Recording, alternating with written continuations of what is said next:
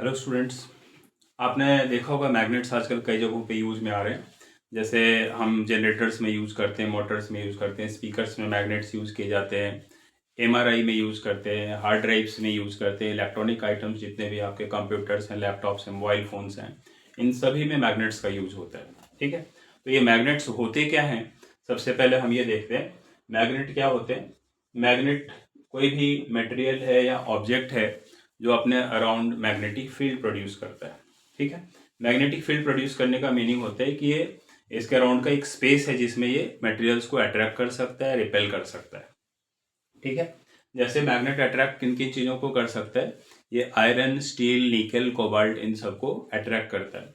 ऐसे ही ये अगर सेम पोल वाले मैग्नेट के पोल्स अगर सेम है तो दो पोल्स एक दूसरे को रिपेल करेंगे, और अपोजिट पोल्स हैं तो एक दूसरे को अट्रैक्ट करेंगे। तो ये आपको पता होगा कि एक मैग्नेट में दो पोल्स होते हैं, नॉर्थ पोल और साउथ पोल।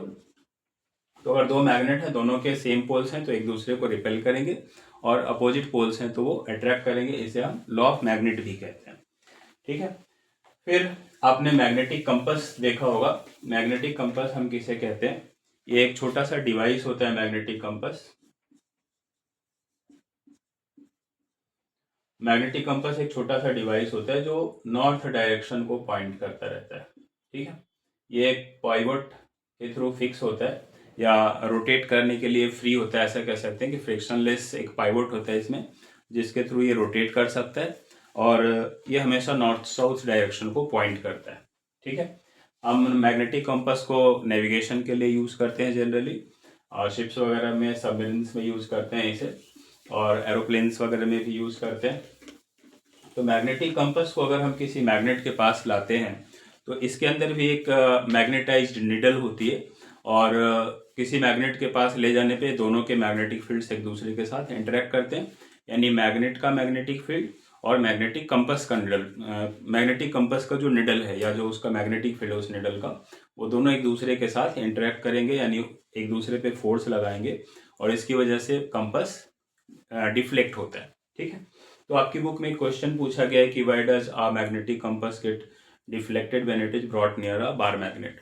तो इसकी वजह क्या है कि जो बार मैग्नेट का मैग्नेटिक फील्ड है और मैग्नेटिक कंपास का मैग्नेटिक फील्ड है, दोनों एक दूसरे पे फोर्स लगाते हैं, और क्योंकि मैग्नेटिक कंपास का मैग्नेटिक फील्ड बहुत ही वीक होता है तो वो डिफ्लेक्शन से शो करता है उस फोर्स को।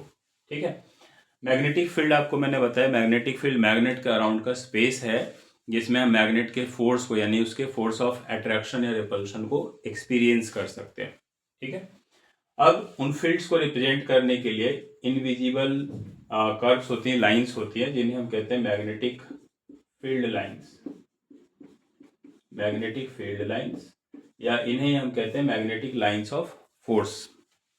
तो ये मैग्नेटिक फील्ड लाइंस जो है वो इनविजिबल लाइंस होती हैं in the form of closed curves around a magnet which emerge from the north pole of magnet and emerge at the south pole. ये क्योंकि कॉन्टिन्यूस होती है तो इसका मीनिंग ये हो गया कि नॉर्थ टू साउथ अगर आउटसाइड द मैग्नेट मूव कर रही है तो इनसाइड द मैग्नेट ये मूव करेंगी साउथ टू नॉर्थ। ठीक है, तो अगर आप इन्हें ड्रॉ करना चाहो, वैसे तो आप इसे देख सकते हो एक आयरन फिलिंग्स वाले एक्सपेरिमेंट से देख सकते हो कि आयरन फिलिंग जो है कर्व्स में अरेंज हो जाते हैं।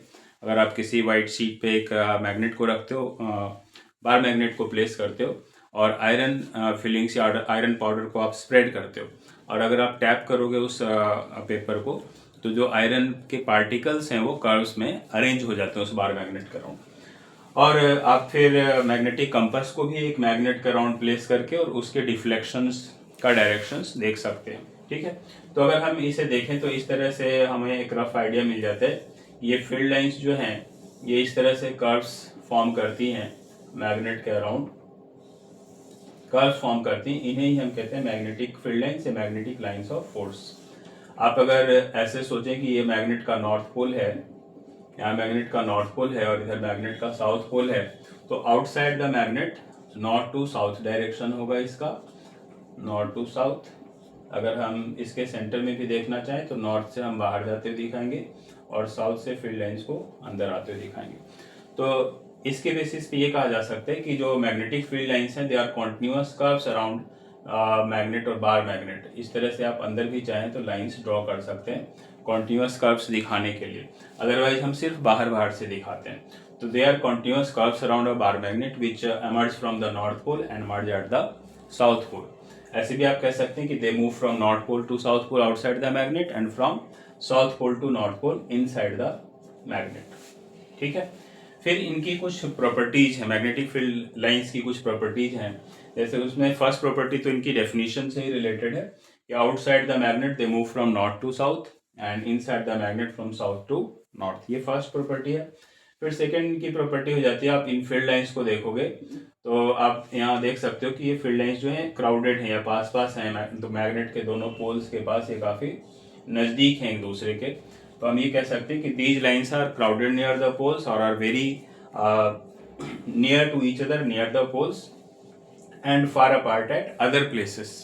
तो इसकी वजह से क्या होता है कि ये जितने ज़्यादा एक दूसरे के पास पास होंगे, जैसे पोल्स के पास इनके बीच का जो डिस्टेंस है वो मिनिमम है, तो यहाँ पर फोर्स ऑफ अट्रैक्शन या रिपल्सन मैक्सिमम होगा। और मिडल में आकर अगर हम देखें तो ये फील्ड लाइंस जो है इनके बीच का डिस्टेंस मैक्सिमम है, तो यहाँ पे फोर्स ऑफ अट्रैक्शन और रिपल्सन मैग्नेट का मिनिमम हो जाता है। ठीक है, तो सेकेंड प्रॉपर्टी इसकी यही हो जाएगी मैग्नेटिक फील्ड लाइंस की कि these lines are crowded near the poles and far apart at other places. So the strength of magnetic field or magnet is maximum near the poles and is minimum at the center of the magnet. Third property जो है magnetic compass के deflection से related है। जैसे अगर आप magnetic compass को किसी भी प्लेस पे आप रखते हो मैग्नेट के अराउंड, इसके मैग्नेटिक फील्ड के अंदर, तो आप देखोगे कि वो डिफ्लेक्ट होता है और फिर उसके बाद किसी एक पर्टिकुलर डायरेक्शन को दिखाने लग जाता है। ठीक है, तो उसके बेसिस पे हम ये कहते हैं कि no two field lines are found to intersect each other. जैसे बहुत सारी फील्ड लाइंस, आप ऐसे infinite number of field lines बना सकते हो जहां तक भी इसका मैग्नेटिक फील्ड होगा, लेकिन कभी भी दो मैग्नेटिक फील्ड लाइंस एक दूसरे को इंटरसेक्ट नहीं करती, क्रॉस नहीं करती। अगर वो इंटरसेक्ट करेंगी तो इसका ये भी मीनिंग होगा कि किसी पॉइंट पे, जिस पॉइंट पे वो इंटरसेक्ट कर रही है, अगर हम वहाँ पे मैग्नेटिक कंपास को प्लेस करें तो वो दो दो डायरेक्शंस दिखाएंगी। मैग्नेटिक कंपास दो डायरेक्शन दिखाएगा जो कि पॉसिबल नहीं है। ठीक है, तो इनकी इस तरह से तीन प्रॉपर्टीज हो जाती हैं। फर्स्ट क्या होगी, ये field lines move from north pole to south pole outside the magnet and south to north pole inside the magnet. Second property क्या है इसमें, these field lines are crowded near the poles and far apart at other places. Third property है, no two field lines are found to intersect because if they intersect the compass needle would show two directions at that point which is not possible। ठीक है, तो ये तीन properties हैं magnetic field lines की। Next हम इस chapter की हेडिंग को अगर देखें तो नाम है इसका magnetic effects of electric current. इसका मीनिंग ये हो गया कि अगर आप किसी कंडक्टर से इलेक्ट्रिक करंट पास करते हैं तो वो भी मैग्नेटिक फील्ड प्रोड्यूस करेगा। अच्छा, मैग्नेटिक फील्ड के लिए यूनिट क्या है ये आपको ध्यान रखना है। मैग्नेटिक फील्ड की यूनिट टेस्ला होती है, जो वर्ल्ड की अभी काफ़ी सबसे बड़ी शायद कंपनी है। तो टेस्ला मैग्नेटिक फील्ड के लिए एसआई यूनिट है। ठीक है, और नेक्स्ट हम देखें, अगर किसी कंडक्टर से इलेक्ट्रिक करंट को पास करते हैं, ये कंडक्टर ले लिया हमने और ये इलेक्ट्रिक करंट का डायरेक्शन है, तो इसके डायरेक्शन को फाइंड करने के लिए रूल है Maxwell's right hand thumb rule. उससे पहले हम देखते हैं कि अगर कंडक्टर से इलेक्ट्रिक करंट पास करेंगे तो क्या ये मैग्नेटिक फील्ड प्रोड्यूस करेगा। तो आप ऐसे सोच सकते हो कि हम किसी मैग्नेटिक कंपास को प्लेस करके देख लें। मैग्नेटिक कंपास को अगर आप यहाँ पे प्लेस करते हो, नॉर्मली ये नॉर्थ डायरेक्शन को दिखा रहा होगा, तो आप इसे यहाँ पे प्लेस करोगे तो रूल है Maxwell's right hand thumb rule, उसके अकॉर्डिंग इस पे फोर्स लगेगा और ये टुवर्ड्स राइट और टुवर्ड्स लेफ्ट डिफ्लेक्ट हो जाएगा। यहाँ पे टुवर्ड्स लेफ्ट डिफ्लेक्ट होता है। तो इसकी डायरेक्शन को फाइंड करने के लिए ये रूल है। अब ये इस पे फोर्स लग रहा है, इसका मीनिंग है कि जब आपने कंडक्टर से करंट पास किया तो इस कंडक्टर ने भी एक मैग्नेटिक फील्ड प्रोड्यूस किया है और उस मैग्नेटिक फील्ड का इंटरेक्शन हुआ मैग्नेटिक कंपास के मैग्नेटिक फील्ड के साथ, जिसकी वजह से ये डिफ्लेक्शन शो कर रहा है। ठीक है, तो इससे ये पता चलता है कि current carrying conductor also produces magnetic field, और उस मैग्नेटिक फील्ड को हम डिटेक्ट कर सकते हैं by using a magnetic compass. ठीक है, इस मैग्नेटिक फील्ड की स्ट्रेंथ किस पे डिपेंड करेगी। देखो, अगर आप इलेक्ट्रिक करंट का डायरेक्शन चेंज करते हो तो मैग्नेटिक फील्ड का डायरेक्शन चेंज होगा। लेकिन अगर आप इलेक्ट्रिक करंट का अमाउंट को चेंज कर दो, आप करंट का अमाउंट को इंक्रीज कर दोगे, तो इसके मैग्नेटिक फील्ड की स्ट्रेंथ भी इंक्रीज हो जाती है। ठीक है, अब इसके लिए रूल जो है वो इंपॉर्टेंट क्वेश्चन है इसका, इस चैप्टर का, Maxwell's right hand thumb rule.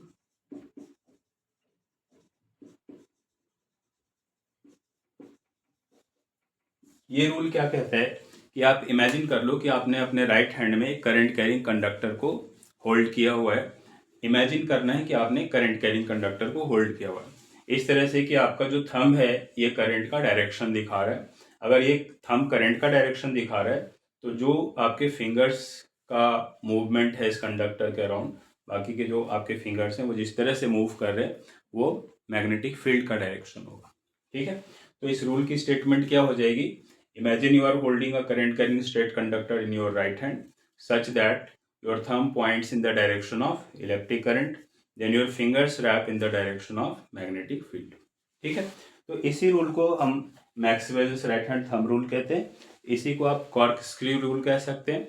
दोनों रूल सेम फंक्शन के लिए है। इलेक्ट्रिक करंट का अगर डायरेक्शन आपको पता है तो मैग्नेटिक फील्ड का डायरेक्शन किस तरह से पता करेंगे।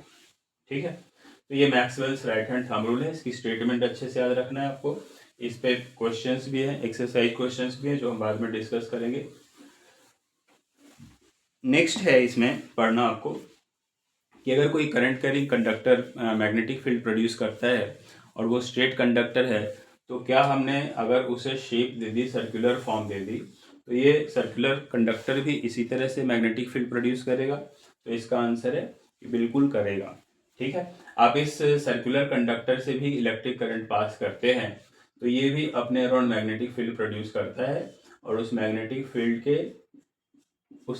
फील्ड को आप एक्सप्लेन कर सकते हो इसी रूल से, Maxwell's right hand thumb rule से। ठीक है, आप कोई भी दो ऐसे पॉइंट्स कंसीडर कर सकते हैं इस करंट कैरिंग सर्कुलर लूप में और किसी भी पॉइंट पे आप उस रूल को यूज कर सकते हैं, Maxwell's right hand thumb rule को यूज कर सकते हैं। वो उस रूल के अकॉर्डिंग आप देखोगे कि मैग्नेटिक फील्ड जो है वो सर्कुलर फॉर्म में हम रिप्रेजेंट कर सकते हैं इस वायर के अराउंड। ठीक है, सर्कुलर फॉर्म में ही होगा, ये कैसे पता चलेगा, तो आप ऐसा कर सकते हैं कि जो करंट कैरिंग कंडक्टर है उसको एक कार्डबोर्ड से पास करवा दो, इस कंडक्टर को एक कार्डबोर्ड से पास करवा दो इधर भी और इधर भी, और आप आयरन फिलिंग्स को स्प्रेड कर दो उस पर। और फिर जब आप स्विच ऑन करोगे यहाँ से, स्विच ऑन करने पे और फिर कार्डबोर्ड को टैप करने पे क्या होगा कि जो आयरन के पार्टिकल्स हैं वो इस तरह से कॉन्सेंट्रिक सर्कल्स फॉर्म करते हैं, दोनों ही साइड में कॉन्सेंट्रिक सर्कल्स फॉर्म होते हैं। तो हम उसके बेसिस पे ये कह सकते हैं कि magnetic field around a current carrying circular loop can be represented in the form of concentric circles and these circles become larger and larger on moving away from the loop or moving towards the center of the loop.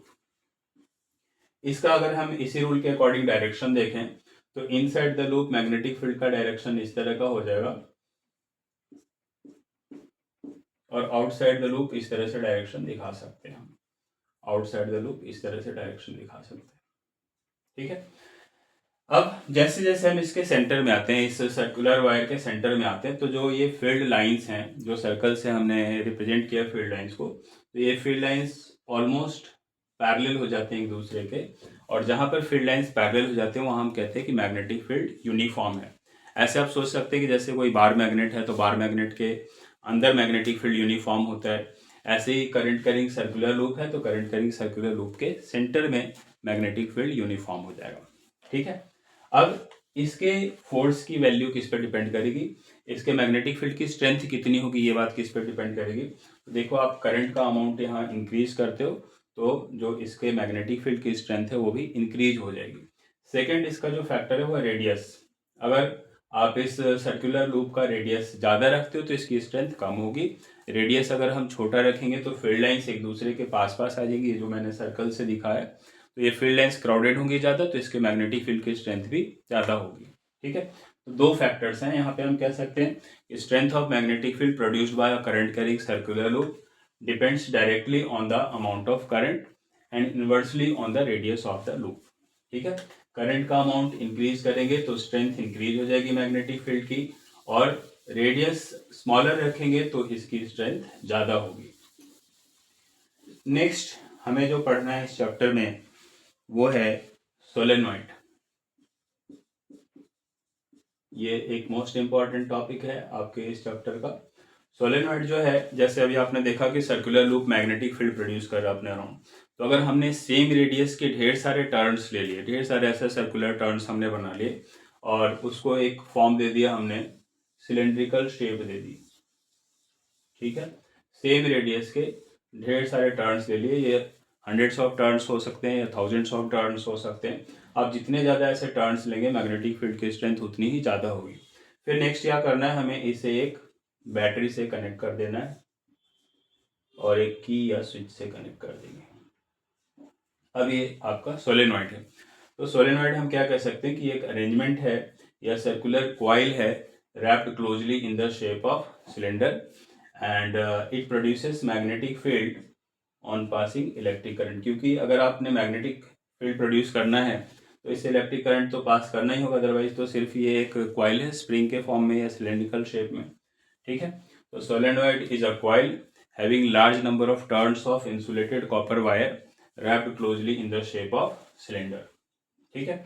A solenoid produces magnetic field when electric current is passed through it। और इसके poles को आप कैसे detect कर सकते हो, क्योंकि electric current pass होने पे ये भी एक मैग्नेट बन जाएगा, तो इसके पोल्स को भी हम एक मैग्नेटिक कंपास से डिटेक्ट कर सकते हैं। और मैग्नेटिक फील्ड को भी अगर आप दिखाना चाहो तो सोलेनॉइड में इस तरीके से दिखा सकते हो, मैग्नेटिक फील्ड को हम इस तरीके से दिखा सकते हैं,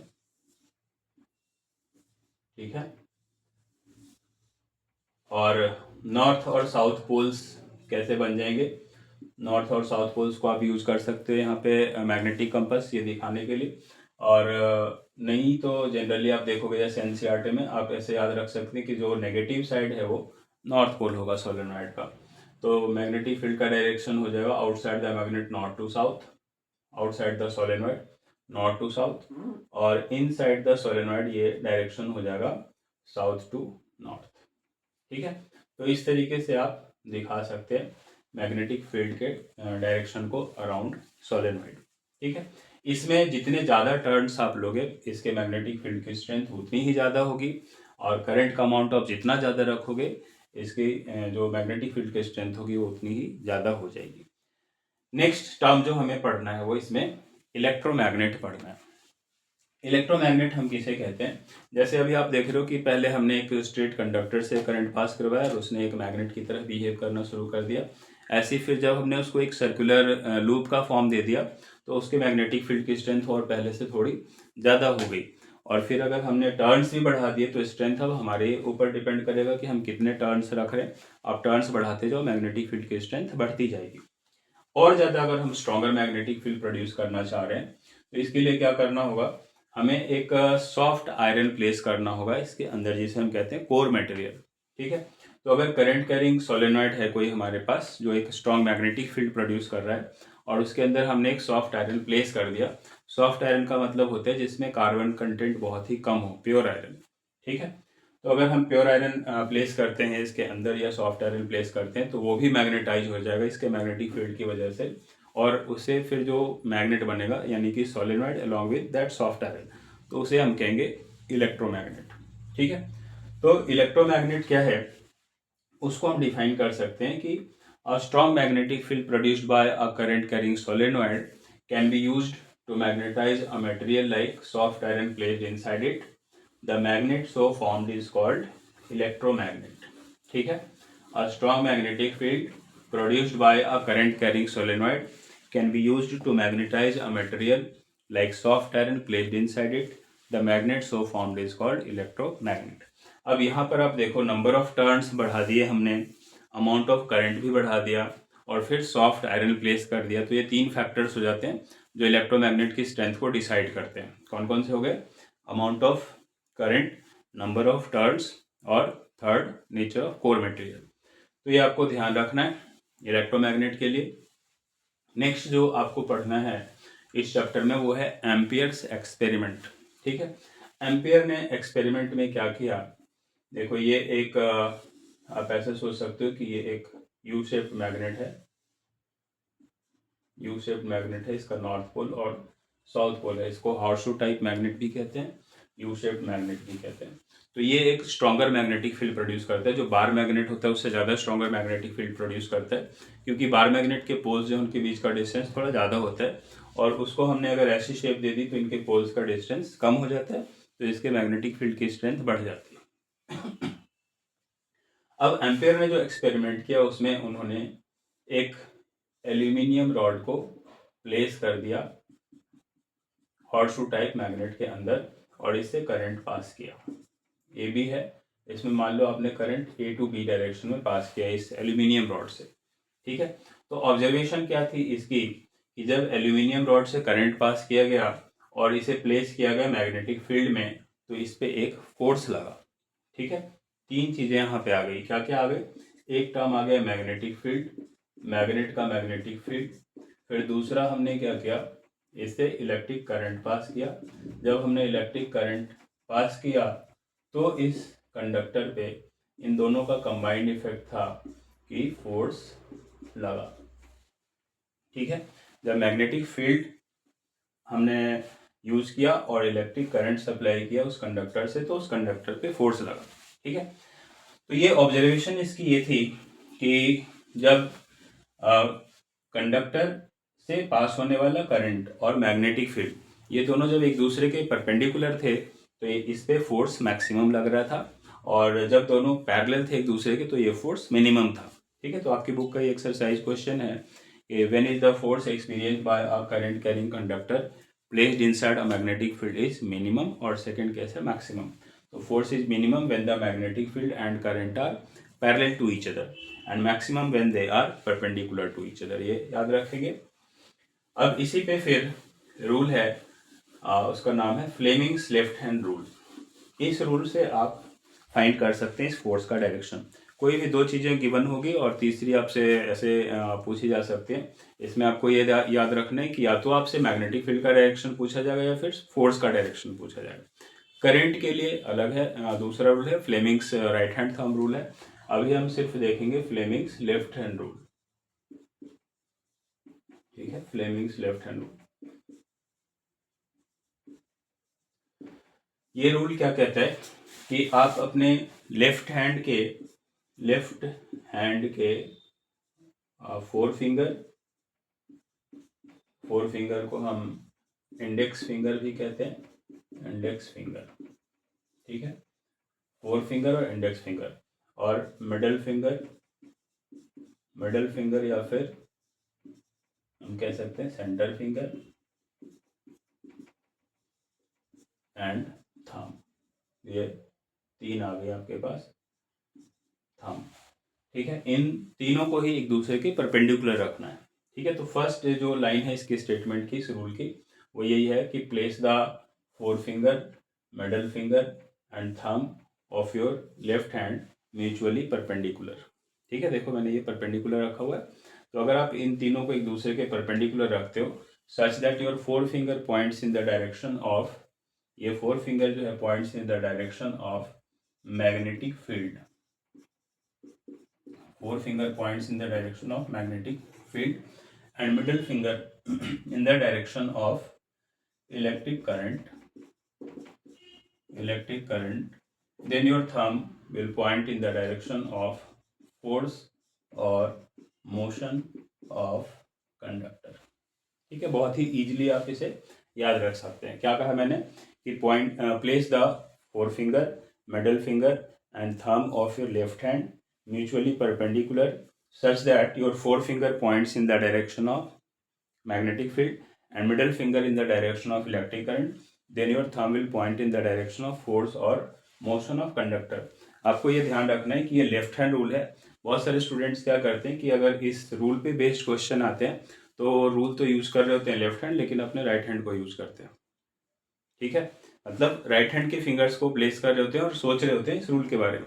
तो आपको ये ध्यान रखना है कि लेफ्ट हैंड रूल है, तो आप इसके बेसिस पे अगर मैग्नेटिक फील्ड का डायरेक्शन या फोर्स का डायरेक्शन बता रहे हैं तो आपको लेफ्ट हैंड ही यूज करना है, ठीक है। क्योंकि ये तो क्लियर है, रूल में लिखा है लेफ्ट हैंड यूज करना है। दूसरी बात कि जब ये रूल हमें लिखना होता है तो कई बार हम क्या करते हैं कि हम थंब के बारे में पहले बताते हैं कि your thumb is showing the direction of force और motion of conductor, then your middle finger and then forefinger. तो ऐसा करना बिल्कुल ही गलत होगा। आपने अभी देखा इसमें मैंने क्या बताया था कि जब करंट कैरिंग कंडक्टर को मैग्नेटिक फील्ड में प्लेस करते हैं तो फोर्स लगता है, ठीक है। तो इसलिए फोर्स क्योंकि बिल्कुल लास्ट में लग रहा है, पहले आपको करंट कैरिंग कंडक्टर लेना है, मैग्नेटिक फील्ड में रखना है, या फिर मैग्नेटिक फील्ड में करंट कैरिंग कंडक्टर रखना है, फिर फोर्स लगता है। तो आप इन दोनों को तो आगे पीछे कर सकते हो, कोई बात नहीं है, लेकिन ये लास्ट में ही आएगा, थंब या फोर्स लास्ट में ही आएगा, ठीक है। अब एक बार मैं फिर से इसकी स्टेटमेंट बोल देता हूँ कि place the four finger, middle finger and thumb of your left hand mutually perpendicular such that your four finger points in the direction of magnetic field and middle finger in the direction of electric current, then your thumb will show the direction of force or motion of conductor, ठीक है। तो इस तरीके से अगर आप explain करते हैं तो आप इस पे जो एप्लीकेशन बेस्ड क्वेश्चन होते हैं वो भी कर सकते हैं, आप रूल भी, इसकी स्टेटमेंट भी सही लिखेंगे। तो ये आपको अच्छे से ध्यान में रखना है।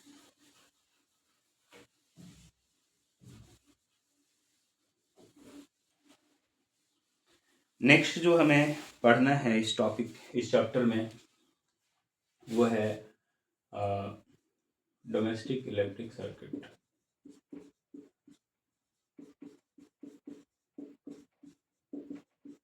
देखो, डोमेस्टिक इलेक्ट्रिक सर्किट यानी हमारे घर का जो सर्किट होता है, उसमें आपने इलेक्ट्रिसिटी चैप्टर में देखा कि पैरेलल में ही कनेक्ट होते हैं ज़्यादातर डिवाइसेस। सिर्फ इलेक्ट्रिक फ्यूज या एमसीबी है, ये सब सीरीज में कनेक्ट होते हैं, क्योंकि ये सेफ्टी मेजर के लिए यूज़ किए जाते हैं। तो डोमेस्टिक इलेक्ट्रिक सर्किट में 3 वायर्स यूज में आती है। एक वायर होती है लाइव वायर, जिसका फंक्शन होता है इलेक्ट्रिक करंट को सप्लाई करना, और उसका जो रिकमेंडेड कलर है वो रेड है, ठीक है। दूसरी वायर होती है न्यूट्रल वायर, जिसका रिकमेंडेड जो कलर होता है वो ब्लैक होता है, और उसे हम यूज़ करते हैं सिर्फ पोटेंशियल डिफरेंस मेंटेन करने के लिए। तीसरी वायर होती है अर्थ वायर, ठीक है। अर्थ वायर का जो रिकमेंडेड कलर है वो ग्रीन है, और इसको हम एज सेफ्टी मेजर यूज़ करते हैं। क्यों सेफ्टी मेजर के लिए यूज में आते हैं वो बताऊंगा मैं। दूसरी बात कि ये रिकमेंडेड कलर्स भी आपसे पूछे जा सकते हैं बोर्ड में। अब ऐसा नहीं है कि हमने इन कलर्स के अलावा दूसरे कलर की कोई वायर यूज़ कर ली तो वो करंट उससे फ्लो नहीं होगा, करंट ने फ्लो होने से मना कर दिया, करंट का फ्लो तो उससे भी होगा, ठीक है। लेकिन ये कलर्स जनरली यूज़ किए जाते हैं कि कोई भी ईजिली पहचान सके कि ये लाइव वायर है, डेंजरस है, इससे करंट का फ्लो हो रहा है। न्यूट्रल वायर अगर आप टच करते हो तो उससे कोई प्रॉब्लम नहीं है, वो सिर्फ पोटेंशियल डिफरेंस को मेंटेन करने के लिए यूज में आती है वायर। अर्थ वायर क्यों यूज करते हैं, इसका इंपॉर्टेंस पूछा जाता है, ठीक है। तो मोस्ट इंपॉर्टेंट क्वेश्चंस में से ये एक है, what is earth wire, what is earthing and what is its importance और सिग्निफिकेंस। तो अर्थ वायर को मैंने कहा कि ये आपके ग्रीन कलर की वायर है जो हम सर्किट में यूज करते हैं एज अ सेफ्टी मेजर। इसकी थिकनेस भी ज़्यादा रखी जाती है, क्योंकि अगर हम थिकनेस इसकी ज़्यादा रखेंगे तो रेजिस्टेंस की वैल्यू कम हो जाएगी, ठीक है। तो अर्थ वायर थर्ड वायर है which is used in the electric circuit, it is used as a safety measure. इसका जो एक एंड है वो हमारे डिवाइस के मेटेलिक बॉडी के साथ कनेक्ट होता है। जैसे इसने मेटेलिक बॉडी को टच कर दिया, हमने मान लिया कि हमारा कोई इलेक्ट्रिकल अप्लायंस है, इसके मेटेलिक बॉडी को ये वायर टच कर रही होती है। और दूसरा जो एंड है ये inside the earth copper plate और एल्यूमिनियम प्लेट के साथ कनेक्टेड होती है outside the house at some place. तो कॉपर और एल्यूमिनियम की बनी होती है, तो हम ये कह सकते हैं कि it is green coloured wire. One end of this wire is connected to the metallic body of electrical appliance and its other end is connected to a metal plate inside the earth somewhere near the house, ठीक है। फिर इसका function क्या होगा, earth wire जो है, अगर current की लीकेज हो रही है, अगर करंट आ रहा है हमारे इलेक्ट्रिकल अप्लायंस में करंट आने लग गया और हमने एक्सीडेंटली इसे टच कर दिया, ठीक है। तो अब करंट को दो पाथ मिलेगा, एक पाथ मिल जाएगी हमारी जो बॉडी है वो यानी हम, और दूसरा पाथ मिल जाएगा ये, ठीक है। तो ज़्यादा इसके लिए लो रेजिस्टेंस पाथ कौन सा होगा, अब ये कॉपर वायर जो गुड कंडक्टर है इलेक्ट्रिक करंट के लिए, हमारी बॉडी तो पुअर कंडक्टर है, ठीक है। तो अर्थ वायर के लिए हम ये कहते हैं कि it provides low resistance conducting path and transfers most of the electric current inside the earth to the metal plate, ठीक है। तो क्योंकि ज़्यादातर करंट का फ्लो इस वायर के थ्रू मेटल प्लेट तक हो गया, अर्थ में वो करंट चली गई, तो हमारी बॉडी को कोई मेजर शॉक नहीं लगता। तो इस तरह से हम कहते हैं कि इसे हम सेफ्टी मेजर के लिए यूज़ करते हैं। ठीक है, तो ये अर्थ वायर का इम्पोर्टेंस होता है हमारे सर्किट में।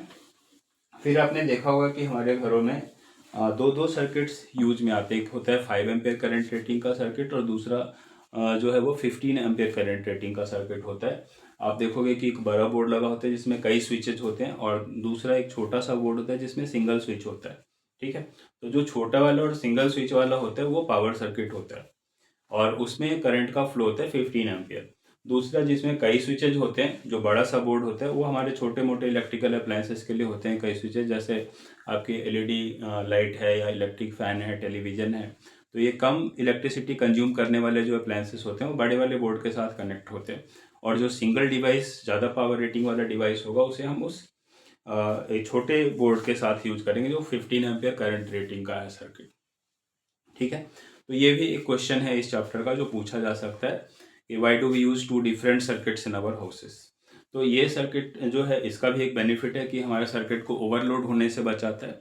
और दूसरा आप ऐसे कह सकते हैं कि 5 एम्पेयर करंट रेटिंग का एक जो सर्किट है उसे हम यूज करते हैं for electrical appliances of low power ratings and the other circuit which has 15 ampere current rating, it is use for electrical appliances of high power ratings.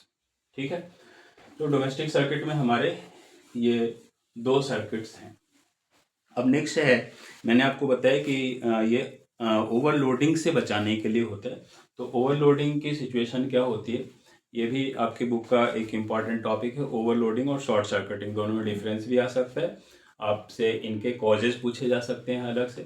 तो overloading जो है ये एक ऐसी फिनोमेना है जिसमें हमारे सर्किट से पास होने वाले करंट का अमाउंट ज़्यादा हो जाता है। जितनी हमारी सर्किट की कैपेसिटी है उससे ज़्यादा करंट फ्लो हो रहा है सर्किट से, तो इससे सर्किट में हीट जनरेट होगा और उससे हमारा सर्किट डैमेज हो सकता है। ओवरलोडिंग के कॉजेज क्या क्या हो सकते हैं, तो फर्स्ट कॉज है इसका कि आप ज़्यादा इलेक्ट्रिकल अप्लायंसेस यूज़ कर रहे हो ज़्यादा पावर रेटिंग्स के। ठीक है, ऐसे सेकंड हो सकता है कि सप्लाई वोल्टेज ही बढ़ गया। अब ओम्स लॉ के अकॉर्डिंग हम सोचें तो सप्लाई वोल्टेज बढ़ने से करंट का अमाउंट बढ़ जाएगा। ठीक है, तो इसकी वजह से भी ओवरलोडिंग हो सकती है। और तीसरी वजह हो सकती है कि आप जो सॉकेट यूज कर रहे हो उसमें दो या उससे ज़्यादा इलेक्ट्रिकल अप्लायंसेस का आपने कनेक्शन दे दिया। ठीक है, तो ये तीन मेन कॉजेज हैं। क्या क्या बताया मैंने, फर्स्ट है using many electrical appliances of high power ratings at the same time. Second जो यूज बताया मैंने वो ये था कि sudden hike in the supply voltage. Ohm's law के अकॉर्डिंग वो क्या करेगा, आई के अमाउंट को या फिर करंट के अमाउंट को इंक्रीज कर देगा। और थर्ड जो इसका कॉज था वो था कि आपने एक ही सॉकेट में दो या उससे ज़्यादा इलेक्ट्रिकल अप्लायंसेस कनेक्ट कर दिए। ठीक है, तो ये तीन मेजर कॉजेज हैं ओवरलोडिंग के। नेक्स्ट है इसमें आपको पढ़ना शॉर्ट सर्किटिंग। तो जो शॉर्ट सर्किटिंग है ये आपने सुना होगा, शॉर्ट सर्किट की वजह से कई बार आग लग जाती है।